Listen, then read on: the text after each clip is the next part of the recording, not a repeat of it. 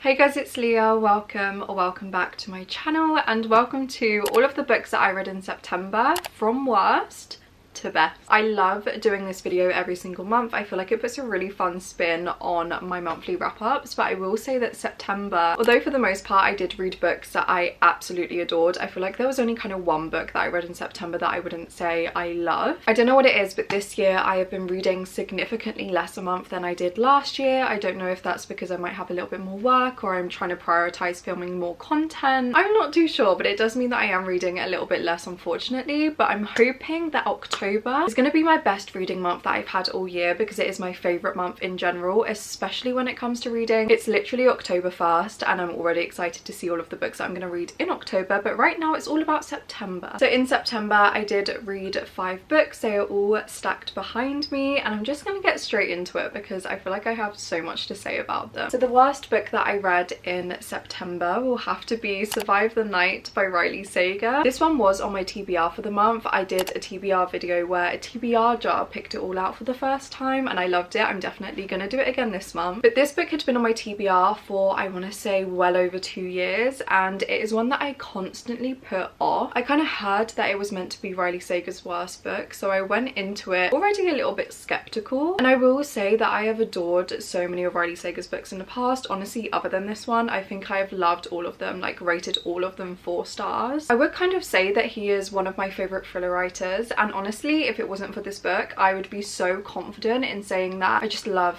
everything he's ever written, and I'm probably going to love all of the ones that I haven't read yet, but now I'm not so sure. So Survive the Night essentially follows Charlie, whose best friend recently got murdered by this campus killer that nobody is able to find. There is a serial killer going around campus. No one can track down who this person is, but everyone knows that he is there, so all of the uni students are kind of living in fear that they are going to be next. And Charlie is suffering this massive grief, especially because she blames herself for her best friend being murdered. So one night Charlie just decides to up and leave, to go home, to leave the campus, and she decides to do that by hitchhiking in a stranger's car. I don't know about you, but if I knew that there was a serial killer roaming my campus, I would not be getting in a car with any strangers. But anyway, as the night begins to unravel when she is in this car with this stranger, Charlie starts to suspect that he is the campus killer. This book is set in one night, which is one of my favorite things, and I will definitely say that it is such a page turner. I read it in like an entire day. It was so bingeable, and for that I definitely can't fault the book. I think Riley Sager is really good at writing very good page turners. But for me, I feel like there were just a couple of things in this book that I didn't personally like and I couldn't take very serious. First and foremost, I think that our main character Charlie just had no common sense, and I just didn't like the way that she was written. I think in terms of all of her motives, I just couldn't understand them and I just couldn't grasp her character at all, and I think that that was definitely down to Riley Sager and the way that he wrote her. I've always heard that Riley Sager has had a bit of a track record in writing women and female characters not necessarily in the best light. When I have read some of his books in the past, it's not something that I necessarily took too much notice of or would recognize, or it just wouldn't bother me in the books, but in this one I really just couldn't do it. Charlie suffers these like blackouts that she calls movies, where she just essentially like will just black out and she'll be playing a movie or her imagination in her mind. And what I can imagine Riley Sager was trying to achieve with that was just creating this really unreliable narrator, and I love unreliable narrators, especially in thrillers. But in this one I feel like it just felt a little bit too forced, and I didn't like that in order to create that, Charlie had to be like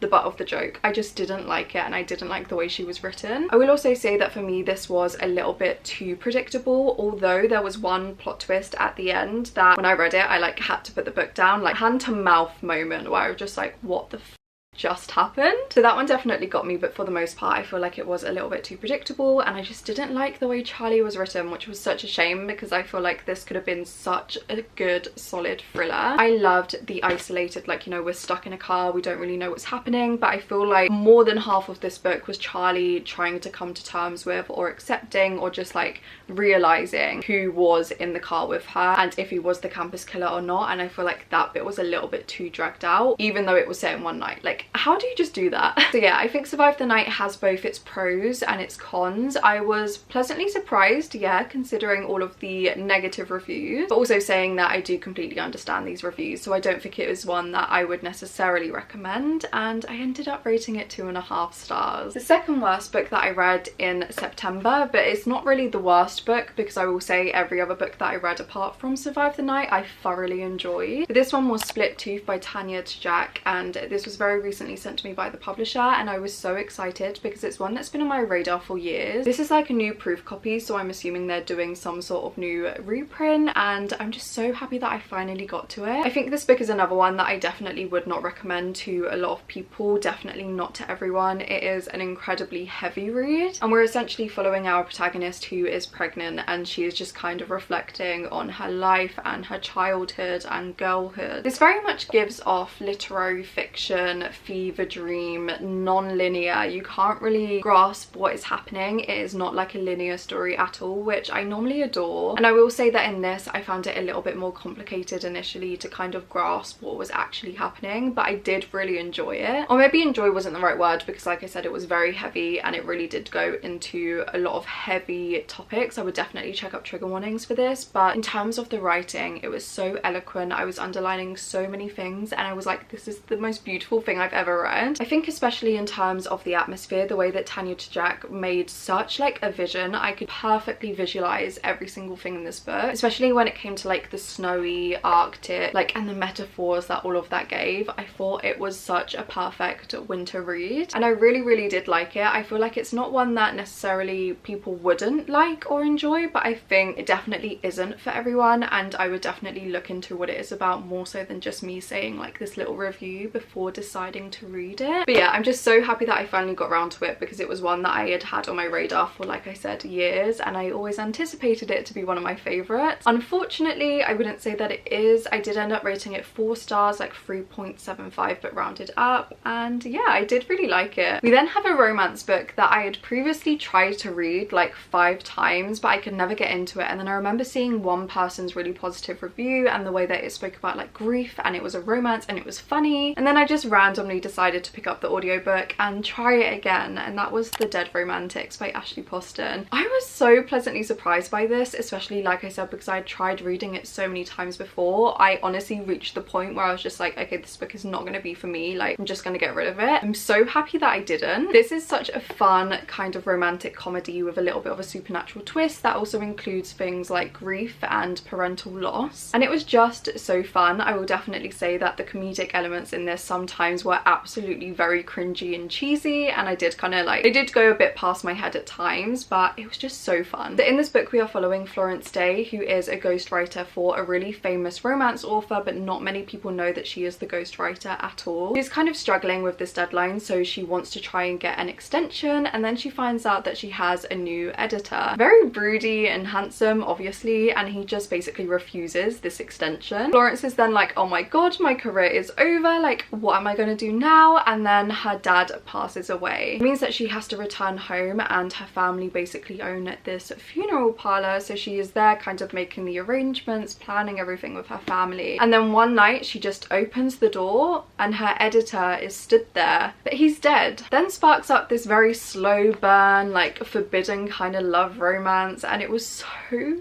fun. I really loved the way that this made me feel in terms of like the forbidden element. Like, he's a ghost, like he's dead, what do you mean they're gonna be romantic and that they're gonna be in like this relationship? But I feel like it just created so much yearning and so much tension, and I loved the way that Ashley Poston wrote it. And obviously on the flip side of that, I absolutely adore the way that she wrote parental grief and parental loss. As somebody who has experienced that myself, I feel like it was very true to my experience with it, and I love the way that she wrote it so much. And this book was just, I know I keep saying fun, but like as much as it had that serious element, I feel like it was just a perfect balance of everything, especially for this time of year. And yeah, I would definitely recommend it. I am so excited to read, is it The 7-Year Slip by her next? I did order it and I'm so excited to read it in October. But this one was very pleasantly surprising to me, and I ended up rating it 4 stars. I really enjoyed it. Another book that I really enjoyed that had also been on my TBR for years was Spells for Forgetting by Adrienne Young. I read this in my Instagram chooses what I read for a week video, and I'm so happy that this one was chosen, because like I said, it'd been on my TBR for years and I finally got around to it and I loved it. This is basically a witchy fantasy kind of whodunit set on this really small remote island, and it is so dark and whimsical and atmospheric and the perfect book to cozy up with, like under a blanket with a cup of tea. In Spells for Forgetting, we are following Emery, whose best friend one fatal night died of very mysterious circumstances. Nobody on this island knew what happened to Lily, how she died, and everyone kind of wrote it off as it was August, Emery's boyfriend. She never believed that August was the one that did it, but one day August up and left with his mum and they basically cut off all contact. It was the end of their relationship, so she tried to move on with her life. She moved away from the island, but one day she does return to take over her mum's tea shop. She's very much trying to get back to grips with living on this island and kind of returning to this life when one day August comes back too. This book is a story about reconnection. We see Emery and August come back into contact and how they deal with that, and also trying to unravel the truth of what happened that night, because we really do not know what happened as we are reading it. We don't know if August did it or not, and that was one of my favorite elements. I just loved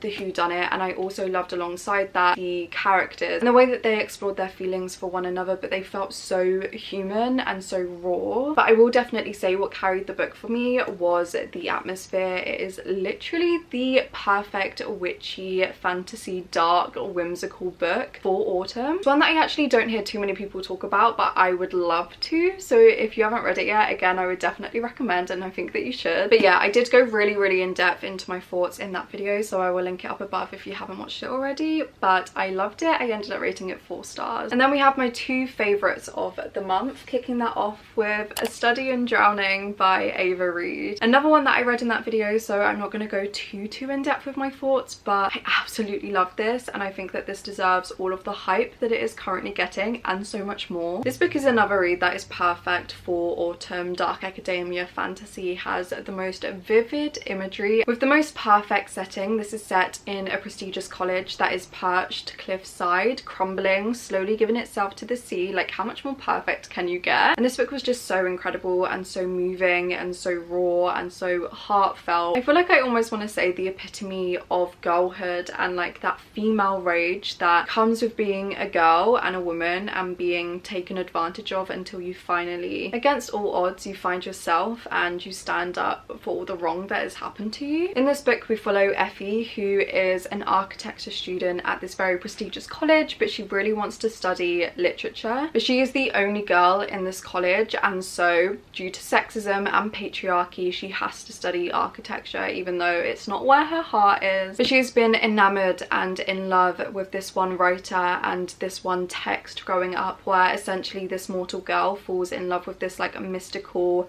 mysterious creature called the Fairy King, until one day she kills him. And Effie finds solace in the story as she now sees the Fairy King after having this really bad experience with this one teacher who essentially groomed her. It is another story about truth, about unraveling a dark, like historic, hard truth and having to come to terms with it, and what happens when you find out the truth and you are having to confront it. I absolutely adored this for so many reasons. I loved the fantasy element. It wasn't too hard or too rich to understand. It was very much set in our real world, just with like a little touch of fantasy, which I really enjoyed. I loved Effie as a character. She is somebody that not only I could see myself in, but I also could like just want to protect. Like, I just want to reach my hands into the pages and just take her and like hug her and just kind of protect her. There is also a little romance in this, and I loved that. I loved their chemistry with one another. I was honestly giggling, kicking my feet at some of their scenes together. I all around adored this book. For me, there was only one tiny little fault that stopped this from being a 5-star, and that was that I think the first half of the book was a little bit too slow in comparison to the second half. But that in no way deters me from absolutely loving this and recommending it. I feel like every single person should read this, albeit there are definitely heavy topics, like I said, like grooming. But it was such a good read, and Ava Reid's writing was phenomenal, like so lyrical. The prose was beautiful, and now I'm just left wanting to read every single thing they have ever released. So that's what I'm going to be doing now. But yeah, if you have seen this one and all of the hype of it recently and you weren't sure whether you wanted to pick it up or not, or you're just like waiting, don't wait. Please read it. It's so good. I ended up rating it 4.5 stars. And then my favorite book of September, and the first 5 stars that I've had in 3 months. Everyone thank the 5-star gods, please, because it has been so long. It has been a long run, but we're here. And that book was A Happy Place by Emily Henry. I swear to God, Emily Henry never misses. This is my favourite Emily Henry book. She wrote this for the Archer girlies and it hurt, but it was so good, and I feel like this book has almost become a comfort read for me, like one that I feel as if I could reread a million times and never get bored of. In Happy Place we are following Harriet and Wyn, who have been this like dream perfect couple, almost like the couple that everyone aspires to be. And for the past decade, Harriet and Wyn would go on this holiday with their friendship group, who are all now also couples, and they would just go have a really good time. But this year they broke up 6 months ago. They haven't told their friends, they don't want to tell their friends, they like just still want to kind of go on this holiday, and they just pretend that they are still in a relationship. This book is a second chance romance, and I've definitely had my loves and my hates with that sort of trope. I feel like Happy Place may have flipped it on its head, and I might now love it. Like, I loved this book so much. I adored it for so many reasons. I think Harriet and Wyn's characters and the way that we explored their relationship and the yearning and the tension because they are no longer together but have to act like they are, it was all perfect and so swoon worthy. But alongside that, I always feel like Emily Henry's characters are so real and raw and fleshed out. And finishing this book, I really had the experience of feeling like they were real characters and having to kind of be like,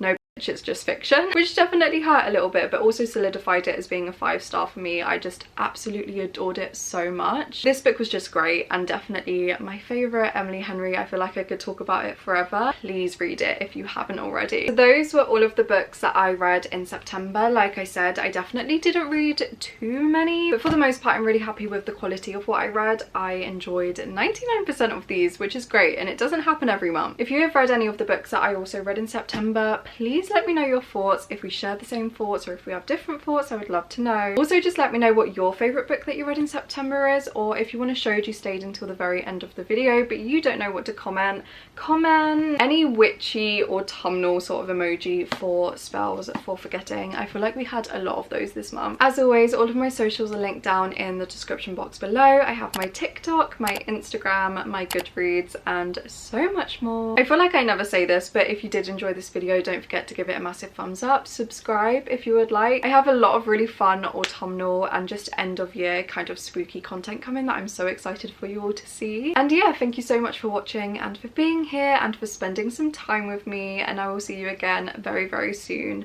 with another video.